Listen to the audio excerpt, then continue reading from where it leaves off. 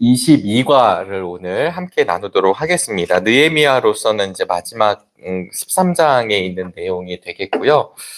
그리고 저희들 이제 말씀의 제목은 진정한 개혁이라고 이렇게 기록되어 있습니다. 그래서 사실은 느헤미야가 마무리가 되면서 다 이렇게 해피엔딩으로 끝나면 참 좋겠는데, 사실 성경의 많은 부분들, 특별히 사사기 같은 부분을 보시면 인간의 한계들을 잘 기록하고 있습니다. 그래서 사실 속해 공과로는 우리들이 진정한 개혁에 대해서 나누지만, 이 개혁이 아무래도 계속 이어지는 것을 좀 기억해 주시면 좋겠고, 그리고 느헤미야 13장을 보시면서 1차, 2차, 3차 이제 귀환과 함께 이루어지는 성전을 쌓고 성벽을 재건하고 그리고 다시 신앙을 회복하는 일들, 이 일들이 계속 이루어지는데, 결과적으로는 이 13장에 가서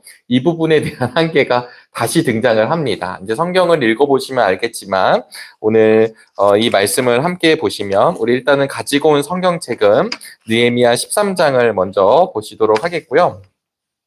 우리 공과 교재에 들어가기 앞서서 우리 13장에 대한 내용을 조금 간단히 나누고자 하겠습니다. 기본적으로 이 느헤미야가 12년 동안 이곳에, 원래는 수상궁에 있어야 되는데 아닥사스다 왕과 함께 있어야 되는데 청원하여서 지금 3차 귀환 때 와서 총독이 되고, 또 계속 말씀드리지만 총독 일을 하면서 페이를 받거나 그리고 내가 거기서 호의호식하거나 이랬던 것이 아니라, 그 성벽을 재건하는 일뿐만 아니라 민족의 사람들을 세우는 일에 최선을 다합니다. 그래서 아시다시피 52일 만에 성벽이 재건되는 일이 있죠. 그리고 방해했던 그 유명한 인물이 산발락과 도비아라고 하는 인물이 이제 끊임없이 등장을 하고 있는 맥락에서, 사실 10장에 보면 10장에서 그들이 이제 서원하고 그리고 맹세를 하고 결단을 하는 장면이 나와요. 그런데 이 13장에 가보면 이 결단했던 내용들을 다시 고백하는 이야기가 등장하게 됩니다. 왜냐하면 이 느헤미야가 사실 크게 했었던 일은 세 가지로 우리들이 볼 수 있는데요. 첫 번째는 예루살렘의 성벽을 재건한 일, 말씀드린 대로 1장부터 6장까지가 이 내용이 등장합니다. 그리고 나서 예루살렘 성에 거하는 백성들을 이제 모으죠. 그리고 학자인 제사장인 에스라를 모시고 말씀 부흥회, 우리로 치면 말씀 사경회를 열어서 이스라엘 그 민족의 사회에 다시 말씀을 기초로 하게 되죠. 말씀이 오게 합니다. 그리고 마지막 세 번째가 말씀의 사역으로 일어난 회개운동. 우리 계속 말씀 나누었잖아요. 말씀이 들려오니까 우리의 본 모습을 주님 앞에 고백하였더라. 이런 이야기가 등장합니다. 그때 그들이 맺은 언약을 크게 네 가지로 볼 수 있는데요. 그러니까 그때 회개하면서 하나님 앞에 다시 그 언약을 맺는 네 가지 주제가 뭐냐면, 첫 번째가 뭐냐면 이방인들하고 절대 통혼하지 않겠다. 에스라에 보면 그 이름까지 쭉 나올 정도로 통혼하지 않겠다. 두 번째는 안식일을 거룩하게 지키겠습니다. 하나님, 우리 민족이, 이 백성이 다시 안식일을 잘 지키겠습니다. 세 번째는 11조와 그 다음에 헌상의 생활, 그러니까 하나님께 드리는 생활을 올바로 함으로 말미암아 하나님의 전이, 하나님의 성전이 버림을 받지 않도록 하겠습니다. 이런 고백을 하고요. 마지막 네 번째는 암몬과 모압 자손들이 하나님의 하나님의 총회, 그러니까 하나님의 거룩한 모임에 들어오지 못하도록 하겠다라는 내용을, 이 언약을 맺습니다. 그리고 그들은 10장 29절에 보면 저주로 맹세하기까지 하면서 하나님의 모든 계명, 규례, 율례, 이걸 제가 다 지키겠습니다. 비장하게 각오를 맺은 게 10장이에요. 그런데 문제는 무엇이냐면, 그렇게 하고 난 뒤에 신앙적으로 다시 퇴보하는 일이 벌어지게 된 거죠. 그러니까 우리가 잠깐 그림 뭐 별건 아니지만 지금 이 이스라엘에서 느헤미야가 12년 동안 있었고 52일 만에 성벽을 재건함으로 인해서 성전이 지어지는 것이 이제 완성이 됐는데, 왜냐하면 처음에 성전이 세워지고 이스라엘 백성들의 마음을 다시 중심을 잡고 그리고 성벽을 세움으로 인해서 몇 번 말씀드렸지만 이렇게 크게 이렇게 성벽이 있고 성전이 세워진 거죠. 그러니까 이게 건물만 세워진 게 아니라 이들의 마음을 다시 하나님의 거룩한 언약의 백성으로 만들어냈습니다. 근데 문제는 이렇게 52일에 걸쳐서 빠른 시간, 그 많은 방해가 있음에도 만들고 난 뒤에 이제 느헤미야가 약속한 대로 다시 수산성으로 돌아가요. 이 시간이 학자들마다 조금 다르지만 대략 10년 정도 느헤미야가 이곳 아닥사스다 왕궁으로 다시 들어갑니다. 이해가 되셨죠? 이렇게 재건하고 그리고 이제 느헤미야가 그 기준을 알려주고 그 다음에 하나님의 말씀대로 살고 다 언약 백성이 되겠다 약속하고 그리고 나서 갔는데 문제는 이것을 이제 정확하게 몇 년인지는 안 밝혀지지만 대략 10년으로 본다고 하거든요. 근데 이제 10년 동안 이 안에서 어떤 일이 벌어지냐면 방금 말씀드린 이 네 가지, 예를 들면 이방인과 통혼하지 않겠다, 11조를 잘 드리겠다, 안식일을 지키겠다, 그 다음에 모압과 암몬 자손들이 하나님의 전에, 하나님의 회의에, 하나님 총회에 들어오지 않는 신명기법에 따라서 이것을 하겠다라고 얘기했는데 그게 무너집니다. 네, 느헤미야 13장이거든요. 그러니까 결국은 이 느헤미야가 나중에 보니까 이 안에서 잘 세워놨다고 생각했던 곳이 변질이 됩니다. 그래서 다시 느헤미야가 돌아가서 기준을 다시 세우는 장면이고 그들을 이제 하나님 말씀 앞에 다시 서게 하는 장면. 그래서 이 느헤미야 13장이 사실은 느헤미야의 개혁이라고 이어졌습니다. 그래서 뭘 먼저 보실까요? 우리 13장 2절 말씀을 함께 볼까요? 이 13장 2절에 보면 그들은 먹을 것과 마실 것을 가지고 와서 이스라엘 자손을 맞아들이기는커녕 오히려 발람에게 뇌물을 주어서 우리가 저주를 받도록 빌게 하였다.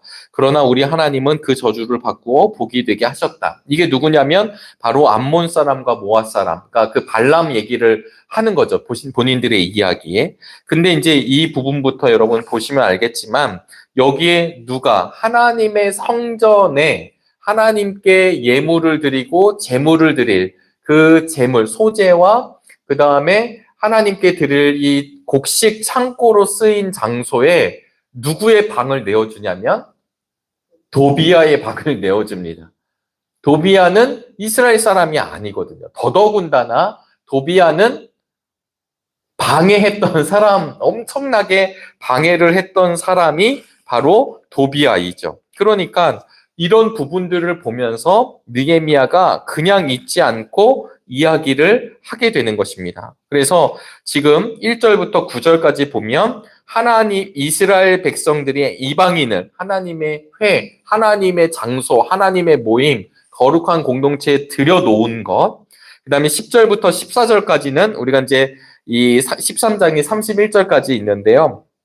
10절부터 14절까지를 보시면 11조와 헌물에 대한 언약을 어긴 것을 말씀하고 15절부터 22절은 안식일을 온전히 지키지 못한 것을 이야기하고 23절로부터 31절까지 이방인들과 통혼한 것을 조목조목 책망합니다.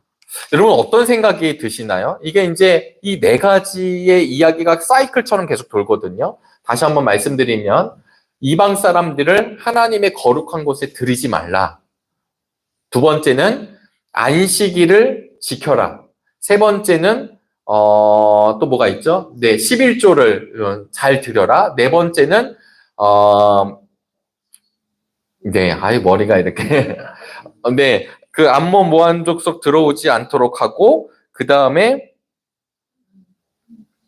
네, 맞습니다. 네, 다 이방인 통혼하는 것, 이런 부분이죠. 여러분 이걸 잘 보시면 지금 이게 하나하나 다른 것 같지만 한 가지로 사실은 연결이 돼요.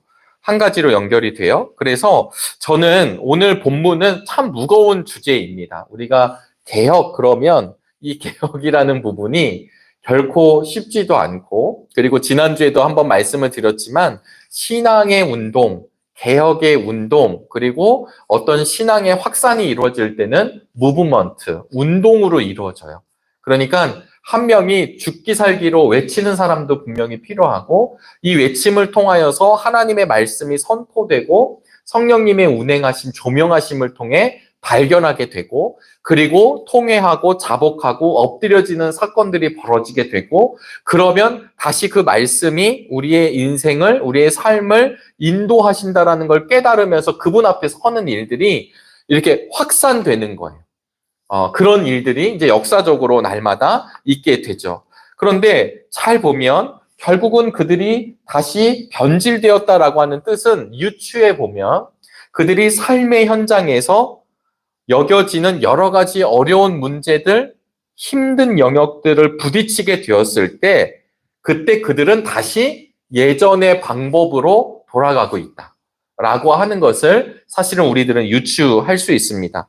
그러니까 간신히 믿음을 회복시켜 놓았더니 그 믿음이 다시 잃어버려 가고 있는 시간이죠. 그러니까 오늘 우리들이 읽고 있는 이 본문의 말씀에서 진짜 중요한 영역 중에 하나는 무엇이냐면 하나님의 이 느헤미야는 하나님의 말씀이 정말 중요하다라는 것을 이야기합니다. 믿지 않는 사람들은 그래, 말씀, 제가 이따 후반에 한 번 더 말씀을 드리겠지만, 이 성경을 영어로는 캐논이라고 얘기하거든요. 캐논. 이 말은 그냥 말 그대로 저희가 이제 신학교 처음에 가면 배우는, 처음부터 얘기할 때, 캐논은 잣대입니다. 우리의 삶을 이 말씀을 통해 기준이 되고, 이 기준에 맞춰 우리의 삶을 대는 거다라고 하는 걸 이야기합니다. 이게 이성적으로, 그렇구나, 와 닿았지만, 정말 우리의 삶의 어떤 문제 앞에서, 그리고 삶의 그 일상 앞에서 정말 말씀이 우리에게 길이 되느냐, 중심이 되느냐 하는 부분은 한번 이렇게 속으로 생각해 보시면 결코 쉽지 않죠. 그런데 이 말씀을 경험하신 분들은 말씀을 순종하는 것이 행복이다라는 것을 알게 됩니다. 그래서 우리 기독교뿐만 아니라 예수님을 믿는 것, 하나님을 믿는 일은 사실은 체험 신앙이 될 수밖에 없죠. 제가 전에도 말씀드렸지만 히브리어로 야다라는 말이 알다라는 말입니다. 호세아서에서 많이 등장하는 말이죠. 여호와를 힘써 여호와를 아니. 이때 안다라는 말은 히브리어로 야다라는 말이에요. 근데 이 야다라는 말은 지금 우리가 이렇게 공부해서 아는 것 아니고 그냥 내가 많이 묵상해서 아는 것 아니고 성경 말씀 어디 있는지 이렇게 외워서 아는 게 아니라 그 말씀이신 하나님을 체험하는 것. 그래서 사실은 이 야다의 용례는 히브리 사람들은 부부간에 쓰는 말이란 말이죠. 부부간에. 그러니까 이 부부간에라는 말은 부부만이 알 수 있는 영역. 네. 근데 이제 어른들이니까 성적인 영역도 되겠죠. 성적인 영역은 부부만이 가질 수 있는 길입니다. 그러니까 이 보통 하나님과 이 백성의 관계를 부부 관계로도 하죠. 우리가 정결한 순결한 신부로 이렇게 표현을 하기도 하는 이유는 뭐냐면 그런 관계라는 거죠. 근데 이 안다라고 하는 것은 바로 그 부부가 체험해서, 그러니까 서로 살기 때문에 아는 거. 그냥 멀리 있는 사람이 그냥 우리 황 권사님에 대해서 제가 기도하고 또 우리가 어떤 기도 제목을 나눌 수 있고 하지만 한계가 분명히 있습니다. 그러니까 하나님을 아는 이 캐논을 통하여서 하나님과의 관계 형성을 성경은 계속해서 이야기하거든요. 그래서 우리가 사실은 좀 피해야 하는 것들 중에 하나가 완벽한 것은 없는데 우리가 이제 예전에 한국 교회에 성경 공부가 붐이 일었습니다. 제자 교육이 붐이 일었습니다. 어떤 교회가 예를 들면 이제 선한 목자 교회가 예수 동행 일기를 쓰게 돼요. 매일 쓰는 겁니다. 목회자들도 쓰고. 그래서 이 매일매일을 주님과의 관계를 이게 쓰고, 이 예수 동행한 일기를 목회자들은 목회자들끼리 매일 나눈다고 그러더라고요. 좋을까요? 근데 쉽지 않죠. 근데 이 쉽지 않다라는 생각이 어디서 나오느냐를 이제 선한 목자 교회에서는 그 부분부터가 벌써 온전한 관계를 형성하지 않았기 때문에 그 불편함이 있다. 그래서 거기는 이제 교우들이 예수동행 일기를 훈련하고 또 쓰고 이렇게 하면서 다른 사람을 의식하지 않고 주님과의 관계를 계속 삶으로 조명하자라고 하는 것이 이제 이루어져 갑니다. 근데 문제는 그게 이제 선한 목자 교회의 방법인데, 야, 그게 잘 된대.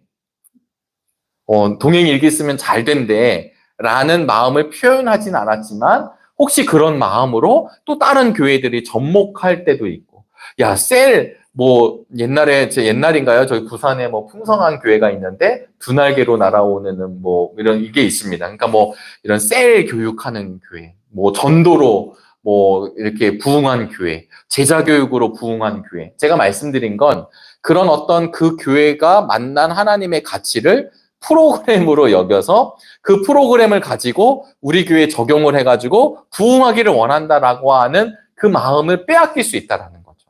근데 사실은 정말 중요한 것은 무엇이냐면, 어느 교회가 잘 돼서가 아니라 정말 그 모든 프로그램이라고 여겨지는 것들의 가장 핵심을 들여다보면 결국 하나님의 말씀 앞에 온전히 서 있는가를 다 묻는 역할들이 있는 거예요. 그러니까 오늘 느헤미야에서는 이 변질된 이스라엘의 공동체 가운데 말씀을 통해 느헤미야가 다시 기준을 세우고 있습니다. 한 예로 여러분 잘 아시는 성 어거스틴 있잖아요. 어머니는 모니카 여사입니다. 근데 성 어거스틴이 기독교의 신앙을 갖고 있었지만 그가 이제 청소년기가 되고 자라나면서 많이 교회에 빠지고, 그리고 이제 이렇게 뭐 그 시절이 어땠는지 모르지만 3, 4세기일 때 이 어거스틴이 이렇게 막 여성에 빠지고, 그 다음에 막 아주 그냥 방황하고 있었죠. 그럴 때 어머니의 기도가 끊이지 않았다라는 사실을 알게 되고, 그러던 찰나에 이 어거스틴이 어느 날 자고 있는데 갑자기 이렇게 음성을 듣는 거예요. 펴서 읽으라. 펴서 읽으라. 유명한 얘기죠.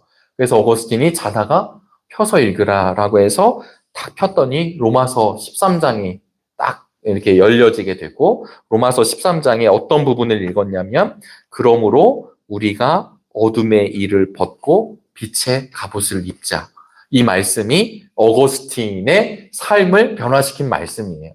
그래서 어거스틴이 이 말씀에서 하나님의 음성을 듣고 이것이 인생의 기준이 되어서 우리가 잘 아시는 어거스틴이죠. 신학교에서는요, 어거스틴의 신학이, 그러니까 4세기에 있었던 어거스틴의 그 신학은 뭐 여러 신학, 제가 뭐 신학을 잘 아는 건 아니지만, 신학은 아주 쉬운 용어로는 신앙의 틀입니다. 그러니까 신학을 한다라는 것은 뭐 어떤 학문을 한다는 게 아니라 우리가 가지고 있는 이 신앙의 틀을 보는 것이 신학이거든요. 근데 이 신학, 지금까지 나온 모든 신학은 어거스틴의 각주에 불과하다라고 할 정도로. 그러니까 어거스틴이 하나님과의 관계성 속에서 그 초대 그 신학자가 이렇게 세워놓고 정립해내온 그 기준들, 그것들이 나중에 후에 막 이렇게 교부들의 철학 이후로 중간에 스콜라 철학 막 나오는 엄청 복잡합니다. 삼위일체론 같은 거 보면 이 도대체 무슨 말을 하고 있는지를 모를 정도로 사변적이고 논리적이에요. 근데 이 사변적이고 논리적인 그 나름대로 철학자들이 하나님을 이 인간의 언어로 풀어내기 위해 어마어마한 시도를 하거든요. 그런데 그 많은 신학의 이야기들이 나올 때 제가 이제 어거스틴이 얼마나 위대한 사람인지, 제가 뭐 전문가는 아니지만 이 어거스틴의 신학이 지금의 신학은 각주에 불과하다 할 정도로, 그러니까 그 사실은 다 거기서 파생됐다고 할 정도로 어거스틴이 어마어마한 사람이다라고 하는 것입니다. 혹시 기회가 되시면 어거스틴의 고백록을, 우리가 유명한 그 고백록을 함께 좀 읽어보고 나누면 참 좋겠다는 생각이 듭니다. 시편 1편에 보시면 복 있는 사람의 기준이 나오는데요. 복 있는 사람은 시냇가에 심은, 네, 그 장면이 나오죠. 복 있는 사람이 누군지, 시편에 가장 먼저 복 있는 사람이 누군지를 이야기하는데 2절에 보니까 어떤 말씀이 나오냐면, 주하로 주야로 여호와의 말씀을 묵상하는 자로다. 말씀을 묵상하는 자로다. 그러니까 말씀의 기준을 가지고 말씀을 따라 사는 사람, 바로 그 사람이 그 인생이 복된 인생이다. 하나만 더 예를 들어볼까요? 여호수아서를 보면 여호수아서 1장 8절에 보면 모세에게 준 율법의 말씀을 너는 다 지켜 행하고 좌로나 우로나 치우치지 말라라고 하는 말씀이 나와요. 여러분, 모세라고 하는 위대한 지도자 다음에 여호수아가 이스라엘의 민족을 이끌어 간다라고 했을 때 얼마나 떨릴까요? 내 앞에 엄청 잘했던 분이 있고, 저희들이 목회자들도 그런 게 있잖아요. 그러니까 차라리 뭔가 흐트러지고 그런 데면 가서 다시 세우고 이렇게 이제 이 본질을 이야기하면 되잖아요. 그런데 너무 목회를 잘하고 잘 세워놓고 잘 이 공동체가 막 움직여 나가고 이런 다음에 그 다음에 가는 사람들은 여지없이 망할 때가 많이 있어요. 왜냐하면 그분이 해놓은 게 너무 강하니까요. 저는 이런 심정으로 보면 여호수아가 나는 이제 다음을 내가 할 거야. 모세 빨리 언제 하나님이 안 데려가시나? 이러지 않고 얼마든지 모세를 따라다니고 나는 그냥 모세의 몸종같이 그리고 하나님의 위대한 리더를 통하여서 이 모세를 통하여서 내가 얼마든지 행동 대상으로 그리고 그 역할을 나는 하면 충분하다라고 생각했던 분이 저는 여호수아라고 생각을 해요. 그런데 갑자기 모세는 이제 느보산에서 하나님이 허락하신 때가 끝나게 되고 다음이 여호수아인데 얼마나 떨리고 두렵고 여러 가지 머리에 복잡한 생각들이 있었을까요? 그런데 그에게 하나님이 준 것은 무엇이냐면 모세에게 준 율법을 다 지켜 행하라.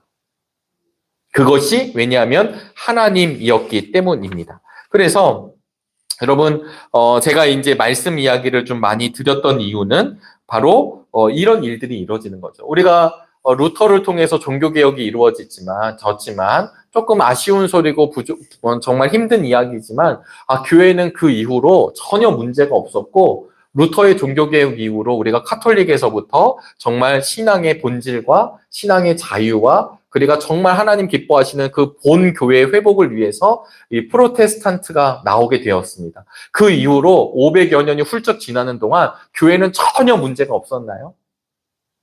아쉽지만 안타깝지만 그러지 못했다라는 거죠. 지금도 우리가 뉴스를 열면 지금도 사고친 교회들의 이야기, 사고친 엄밀히 말하면 교회의 이야기가 아니라 사고친 목회자, 사고친 성도들의 이야기가 비일비재합니다. 그로 인해서 상처받는 하나님의 양들이 생겨나고 그로 인해서 또 교회를 이탈하고 그로 인해서 사단의 권세에 굴복하고 그로 인해서 그들의 영적 문제가 퇴보하고 하나님과의 관계가 끊어지고 이런 일들이 벌어질 때 여러분 이 교회의 개혁이라고 하는 영역은 어떤 구조적, 정치적 이렇게 우리가 개혁하자 으쌰으쌰 해서 되는 문제가 아니라는 것을 사실 느헤미야 13장은 이야기하고 있는 것입니다. 이 사람들의 문제가 아니라 이게 마지막이라고 하는 이유는 제가 첫 느헤미야를 할 때도 말씀드렸지만 우리가 예전에 우리 한국교회만 보더라도 예전에 그 열정적일 때가 있었잖아요. 모든 교회가 다 그렇진 않지만 우리 한국교회 안에도 여러 모양들이 있습니다. 차분하고 조용한 것을 선호하고 그 다음에 좀 이런 뜨거운 영성을 선호하고 영성은 다양한 것이 있기 때문에 사실 어느 것이 하나가 딱 맞다라고 이야기하기는 어렵지만 그래도 한국교회는 이 뜨거운 역사들이 많이 일어났죠. 이것이 끝까지 갈 것 같지 않았나요? 아이들 당연히 많이 있을 거라 생각하지 않았나요? 그런데 무너졌습니다. 어제 제가 어떤 뉴스를 봤냐면 우리나라 여자 대학 농구팀이요. 정확한 스코어는 아니지만 일본 대학 농구팀에게 몇 대 몇으로 졌는지 아세요? 한 번도 이긴 적은 없지만 계속 졌는데 정확한 스코어는 아닙니다만 110대 29였나? 어떤 생각이 드세요? 그래서 그 짧은 영상이었는데 그냥 3쿼터, 4쿼터에 우리 한국은 한 점씩만 넣었어요. 그러면서 이렇게 뉴스 보도의 자막이 뭐였냐면 옛날 우리 한국의 엘리트 체육이 더 이상 많은 아이들 중에 이렇게 엘리트 체육을 하는 애들을 뽑아간 거잖아요. 재능이 있고 이런 사람들이 뽑혀갔는데 이제는 그럴 아이들도 없고 이제 우리나라 대학 여자 농구팀이 동아리 수준으로 전락했다. 도저히 일본을 지금 따라잡을 수 없는 110 몇 대 29라는 얘기는 이거는 어마어마한 수준 차이를 이야기하거든요. 이미 우리가 한일전 그럼 보통 어쨌든 기세가 있는데 이미 다 꺾여 있는 모습이 아주 짧은 동영상에도 나타났습니다. 근데 그 이유를 이제 스포츠에 두터운 아이들이 없다라는 이야기를 하더라고요. 지금도 그런데 더 아이들이 줄어지는 현상. 제가 말씀드리는 것은 이런 사회적 현상이 있나 보다가 아니라 이것을 누가 예상을 했겠냐라는 거죠. 불과 30년 전에 불과 저희들 세대만 하더라도 물론 우리 여기 계신 권사님들은 더 경험하신 오전반, 오후반 저도 경험했거든요. 오전반, 오후반. 그다음에 한 학교가 너무 많아서 이 학교 저 학교 막 세워가는 거. 아마 충북초등학교가 오래됐으니까 오랫동안 있지만 여기가 너무 많으니까 이쪽 저쪽 학교를 세워가잖아요. 지금은 세운 학교가 이제 다시 통합이 될 판으로 가는 것입니다. 그러니까 교회가 예전에 부흥했으니까 이런저런 문제 없이 계속 부흥한 교회가 부흥하겠지라고 생각했지만 불과 한 세대가 지나자마자 70년대 여의도에서 모였던 일들, 80년대 막 기도원도 다녔던 일들, 교회들마다 수양관을 세우고 기도원을 세우고 했었던 수많은 일들이 이제는 교회가 기도원을 팔고 수양관을 팔고 그 다음에 재정적인 어려움을 경험하게 되고 자녀들이 없는 것. 그래서 제가 이 느헤미야를 보면서 드는 생각이 뭐였냐면 이후에 모든 만세 만대의 교회들에게 성도들에게 주는 하나님의 메시지라고 생각하는 것입니다. 느헤미야 때 그들의 문제가 아니라 이게 그 세대만의 문제가 아니라 이후에 대한 문제라고 저는 문제제기라고 여겨졌었습니다. 그러면 우리는 이런 거에 대해서 어떻게 해야 될까요? 그런데 사실 느헤미야는 이거에 대해서 단호한 모습도 보여줬지만 14절과 22절에 다시 간절한 기도를 드립니다. 우리 성경을 잠깐 보실까요? 느헤미야 13장 14절 말씀입니다. 제가 읽어드리겠습니다. 하나님, 내가 한 일을 기억하여 주십시오. 하나님의 성전을 보살핀 일과 예배를 드릴 수 있도록 정성껏 한 이 일을 잊지 마십시오. 22절의 말씀을 보니까 나는 또 레위 사람들에게 몸을 깨끗하게 하고 와서 성문마다 지켜서 안식일을 거룩하게 지내라고 하였다. 나의 하나님, 내가 한 이 일도 기억하여 주십시오. 그지없이 크신 주님의 사랑으로 나를 너그러이 보아 주십시오. 아멘. 여러분, 지금 이 느헤미야는 단순히 자기의 업적이 아니라 이렇게 했었던 것을 기억해 달라고 이야기합니다. 변질되지 않도록, 신앙이 퇴보하지 않도록 기도하는 것을 여러분 다시 한번 기억할 수 있기를 바랍니다. 느헤미야가 했던 세 가지 일 말씀드렸습니다. 예루살렘 성벽을 재건했고 예루살렘의 성에 거하는 백성들 말씀 앞에 모이게 했고 말씀으로 인해서 회개 운동을 이끌며 백성이 다시 하나님의 언약을 맺도록 했던 일. 근데 불과 그가 자리를 비운 사이에 퇴보했던 것을 다시 기억하게 하는 것입니다. 얼마든지 교회가 뒤로 물러설 수 있다는 것. 다시 엄밀히 말하면 교회의 구성원들이 뒤로 물러설 수 있는 것. 퇴보할 수 있는 것, 쉽게 변질될 수 있는 것을 우리가 기억할 수 있기를 바랍니다. 어느 누구도 자신할 수 없다라고 하는 것입니다. 그래서 이 자신할 수 없는 일 앞에 지금 느헤미야는 다시 한번 하나님의 사람으로 서서 분명하게 이야기하고 있습니다. 하워드 핸드릭스라고 하는 유명한 학자가 있는데요. 삶을 변화시키는 성경 연구라는 곳에서 미국 사람이니까요. 미국적 언어입니다. 좀 와닿진 않지만 거기에 뭐라고 써져 있냐면 이 말씀에 대한 사람들의 인식을 세 가지형으로 분류를 했는데 첫 번째가 파미자 기름형이래요. 잘 모르는데 이게 파미자 기름이 약으로 쓰이는 거래요. 그러면 달까요? 맛이 없을까요? 네, 우리로 보면 이제 한약형 이렇게 이제 번역을 해볼 수 있겠어요. 이게 뭐냐면 위기와 약이 좋다는 건 알아요. 쓴 약이 좋다는 아는데 쓰니까 평소엔 안 먹다가 어려울 때 인생의 고난이 찾아왔을 때에는 하나님의 말씀을 찾는 형을 이 하워드 핸드릭스 박사님이 이렇게 표현을 한 거예요. 미국적 이렇게 표현입니다. 두 번째는 시리얼형. 입니다. 네. 하나도 안 와닿잖아요. 그래서 이것을 번역한 분은 현미밥형 이렇게 이제 번역을 했는데 왜 그런가 봤더니 이제 저같이 흰밥 좋아하는 사람, 그러니까 쌀밥을 좋아하는 사람들은 맛있잖아요. 근데 저 같은 사람이 현미밥을 딱 먹으면 와 맛있다 이럴까요? 이게 무슨 맛이지 이럴까요? 물론 현미밥이 맛없다는 얘기는 결코 아니지만 처음 현미밥을 접했을 때는 흰 쌀밥 같지는 않다는 거죠. 그러니까 좋다는 것은 알겠어, 현미밥이. 그런데 맛은 잘 몰라요. 그래서 말씀을 보지만 말씀의 맛을 잘 모른다라고 하는 형으로 시리얼형이라고 쓴 거예요. 세 번째는 더 와닿지 않습니다. 그래서 이분은 뭐라고 썼냐면 아이스크림형.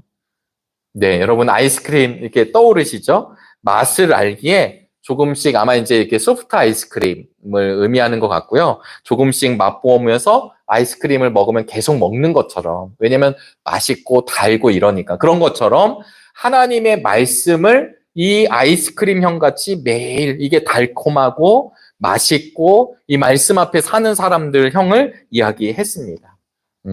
미국식 표현이었지만 우리들은 어떠한가? 우리들은 말씀을 어떻게 보고 있는가? 사실 조금 우리에게 이렇게 통찰력을 주는 이야기라고 생각합니다.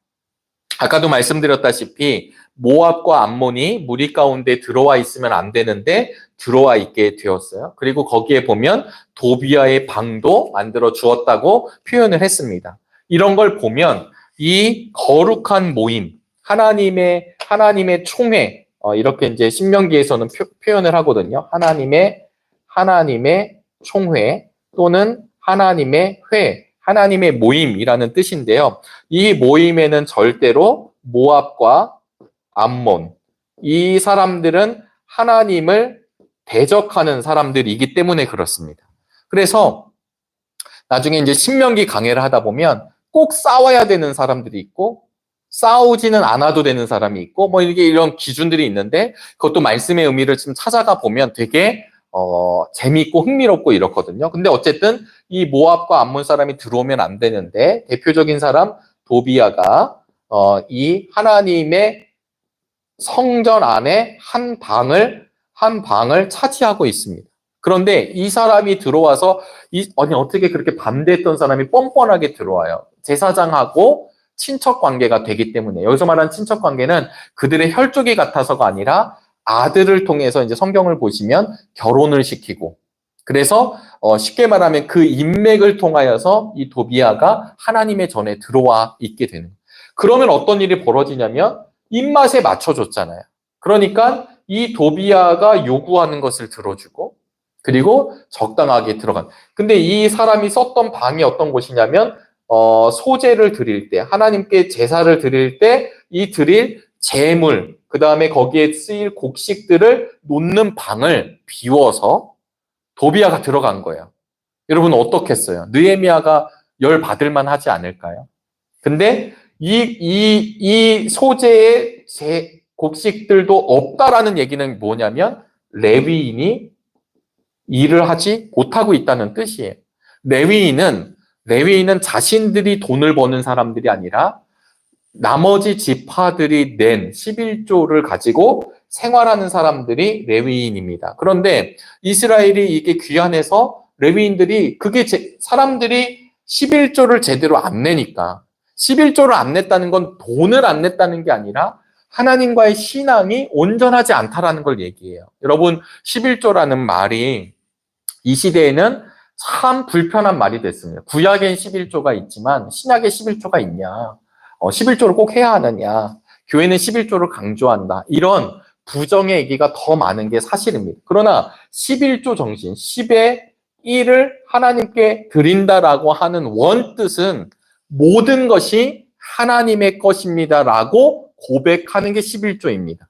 내 삶이, 그 다음에 안식일은 지금 우리가 안식일을 지키는 건 아니지만 하나님의 기준의 안식일은 하나님의 시간이에요. 이 안식일 날 일을 하지 말라는 것은 단순히 노동을 하냐 안 하냐의 문제가 아니라 이 안식일 날 온전히 하나님과의 관계를 맺자라는 뜻입니다. 우리는 주일을 지키죠. 예배를 드립니다. 예배자의 생활을 합니다.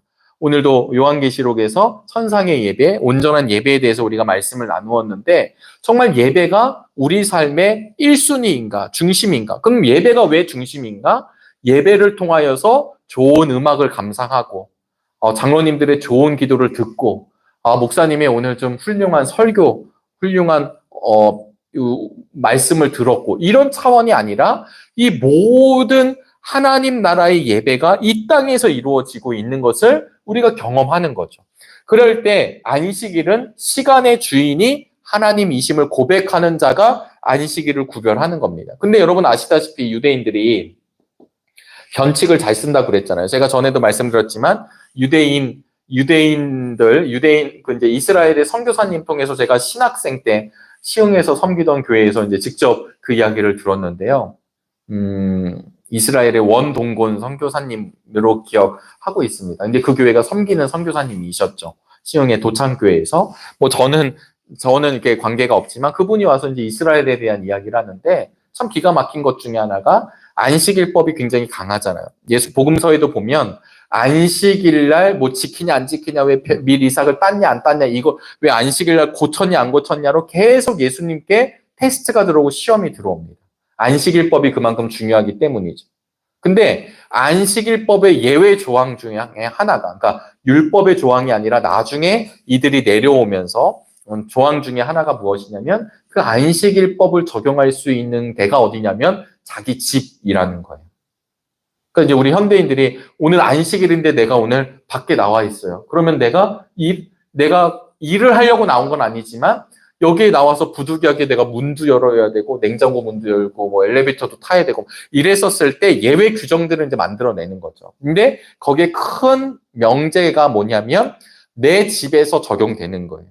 그래서 그들이 생각해낸 변칙 플레이가 뭐냐면 안식일 전날, 금요일 이제 오후 3시부터 안식일이 시작이 되는데 그 전날 김지현 권사님하고 제가 계약서를 쓰는 거죠. 네. 그래서 1달러에 계약서를 써서 내일 3시부터 그 다음 날까지 서로 집을 사고 파는 걸로. 이해되셨죠? 그래서 계약서를 썼어요. 그러면 오늘 이제 안식일이 땅 시작이 됐어요. 그러면 지금 제가 살고 있는 집은 누구의 집인가요? 계약서 상으로. 네, 제가 너무 어렵게 얘기하는 거죠. 네, 김지영 권사님하고 집을 바꿨다는 얘기예요. 계약을 해서 안식일 동안. 그러면 법적으로 서로 $1로 서로 바꿨으니까 제 집은 김지영 권사님 집이 안식일 동안은 김지영 권사님 집이고 김지영 권사님 집은 제 집이 되는 거예요. 그러면 내가 살고 있는 집이 아니니까 냉장고 열어도 되고 스위치 켜도 된다 이 얘기를 하는 겁니다. 그러니까 그게 유대인들의 머리라는 거예요. 그렇게 함으로 인해서 나는 안식일을 지켰다라는 거죠. 유대인들의 호텔에 가면 유대인들의 전용 엘리베이터가 있다라는 거죠. 그래서 안식일이 되면 계속 층마다 쓴다는 거예요. 그거는 버튼을 안 눌러도. 왜냐면 버튼을 누르면 일한 게 되니까. 이해가 되시죠? 그러면 제가 보기에 그렇게 안식일을 지키면 하나님, 너무 기뻐. 너희들 이렇게까지 지키는 이런 하나님이 아니시라는 거죠. 이 안식일을 지킨다라고 하는 것은 온전히 하나님과의 관계를 위한 시간, 예배, 그리고 하나님의 섬김, 이런 걸 위해서 일하지 말라는 거예요. 나를 위해서 쓰지 말라는 거죠. 그런데 지금 이 레위인들에게 꼭 주어야 할 11조가 아니라 하나님 걸 하나님께 드리는 11조의 문제가 깨어지고, 왜냐면 레위인들에게 아무도 해주지 않아요. 레위인들도 먹고 살아야 되니까 레위인들이 일하러 나가요. 레위인들이 일하러 나가니까 성전에 예배가 안 돌아가. 안 돌아가니까 방이 비어지니까 도비아가 들어가. 이 일들이 다 연결되어 있는 이야기를 여러분 기억해 주시면 감사하겠습니다. 그래서 어떻게 되냐면 이런 부분에 있어서 이 거룩한 구별이 이루어져야 되는 것을 여러분 한번 좀 기억해 주시길 바라겠고요. 지금 이 4가지가 깨어진 것은 결국은 이 이스라엘 사람들의 우선순위 문제가 깨어졌다. 그들이 거룩한 구별을 하지 못했던 거. 그러니까 모압, 암몬 사람 막 들어오고 도비아 사람 들어오고 또 두 번째는 우선순위의 문제가 깨어지기 때문에 방금 말씀드린 대로 11조를 드리지 않고 레위인의 생활은 어려워지게 되고 사람들은 성전을 버리고 흩어지게 되고 안식일에도 당연히 일을 해야 되고 이런 모습들을 보면서 느헤미야가 격노하는 것입니다. 그래서 하나님께 드려야 할 물건, 하나님께 드려야 할 시간, 하나님께 드려야 할 마음을 우리를 위해 사용한 것에 대한 지적이라고 하는 것을 여러분 큰 의미로 함께 이 13장을 통해서 바라볼 수 있게 되기를 간절히 바랍니다. 그래서 온전한 11조, 사실은 이 시대에 많은 사람들을 돈의 노예라고 하잖아요. 이 돈 문제 앞에 쉬운 사람이 어디 있겠습니까? 그럼에도 불구하고 하나님은 우리에게 끊임없이 말씀을 통해 정말 우리 삶의 주인이신 분이 누구신가?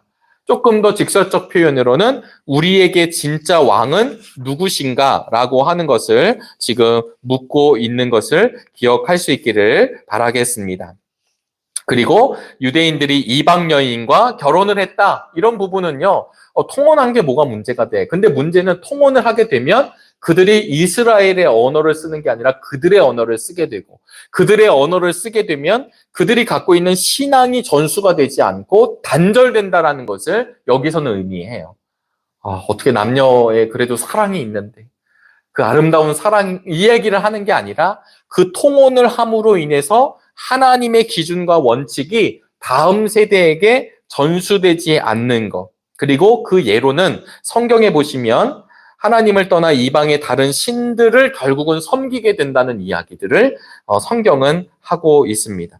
사실은 이런 문제가 느헤미야 10장에 이미 나와 있고 결단했다고 말씀을 드렸잖아요. 그럼에도 불구하고 그들은 이 부분을 반복하고 있습니다. 여기에 우리가 엎드려져야 될 이유가 있다라고 하는 것이죠.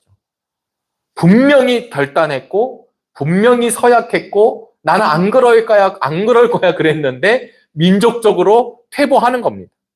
이걸 개인으로 놓고 봐도 우리도 그렇지 않을까요? 내 의지로 하나님 잘 섬길 수 있을 거야. 나 그렇게 할 거야 라고 해도 또 넘어지는 거. 그래서 우리가 이제 지난 주일부터 성령 강림절을 보내고 있습니다. 성령의 충만한 은혜와 능력이 우리 속회 식구들마다 이루어지게 되기를 간절히 바랍니다. 아무리 혈서를 써도요. 각서를 써도 내가 다시는 하지 않으리라. 각서를 써도 내가 다시는 사기를 치지 않으리라 라고 한 사기꾼이 나오자마자 또 하는 게 사기라고 들었습니다. 사실 그것이 어떤 사람의 영역 같지만 우리 죄인된 우리들의 모습을 이 느헤미야서를 통해 또다시 보여주시는 것입니다. 그래서 사실 우리가 살 길은 무엇이냐면 율법으로 사는 게 아니죠. 내가 못했고 다시 잘하겠습니다라고 하는 게 아니라 하나님의 은혜. 네, 저는 이 이야기를 이렇게 나눌 때마다 그 무디 목사님의 이야기가 참 와닿아요.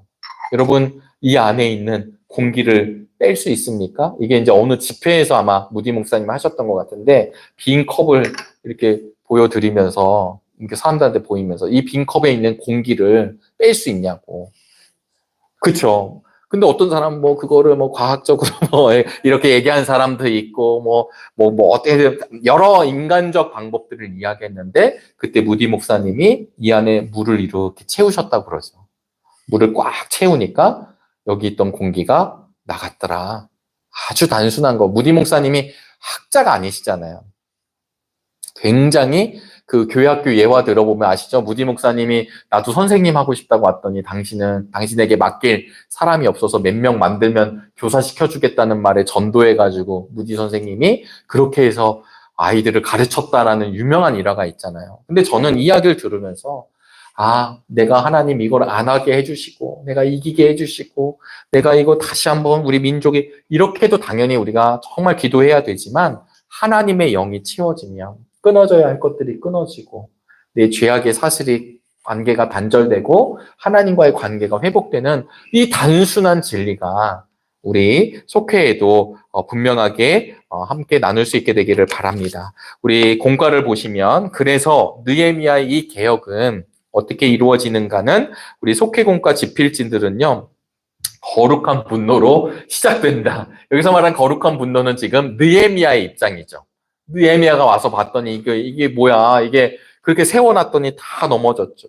그래서 거룩한 분노이지만 사실은 이것으로 죄악으로 오염된 것을 다 말끔히 치워내는 일을 하였다라고 하는 것이 첫 번째 우리 단락의 이야기였었습니다. 두 번째는 결국은 그래서 그들이 있어야 할 자리로 오게 하죠. 도비아를 내보내고 그 다음 레위인들이 일하러 간 걸 다시 잡아서 들어오고 그 다음에 사람들이 11조를 하고 이 모든 영역들을 사명자로 규정을 했습니다. 그러니까 사명의 자리로 돌아오게 했을 때 이 개혁이 잘 이루어질 수 있었다라고 이야기합니다. 마지막 15절부터 31절에는 이 모든 영역에 관통하는 주제인데요. 말씀을 준행하게 하는 거죠. 너희들 약속하지 않았냐? 통혼하지 않기로 하지 않았느냐?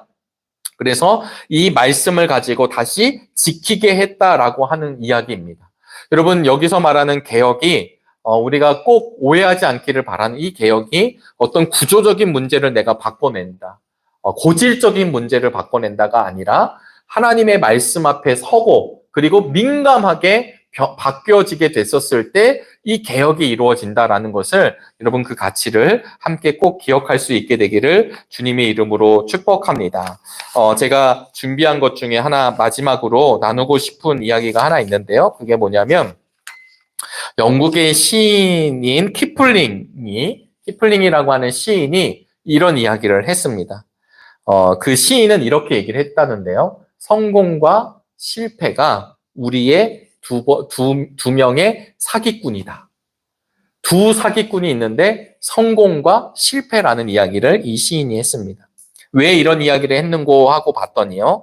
성공이 사기꾼이 될 수 있는 이유는 한번 성공을 경험하게 되면 자신이 다 이룬 것처럼 생각하고 나태해지기 때문입니다. 사람들은 일시적인 어떤 작은 성공에도 얼마나 호들갑을 떨고 얼마나 잘 속는지 모릅니다. 느헤미야가 중요한 이유는요. 52일 만에 성벽을 만들었잖아요. 얼마나 대단한 일이에요. 거기에 넘어지지 않고 자기 소임을 다한 뒤에 느헤미야는 다시 본국으로 돌아가는 거예요. 그런데 와서 다시 그것을 세우고 있는 것입니다. 또한 실패가 사기꾼이 될 수 있는 이유는 실패가 우리를 낙심하게 만들기 때문입니다. 하지만 퇴보했다고 하더라도 다시 일어서서 회복하면 됩니다.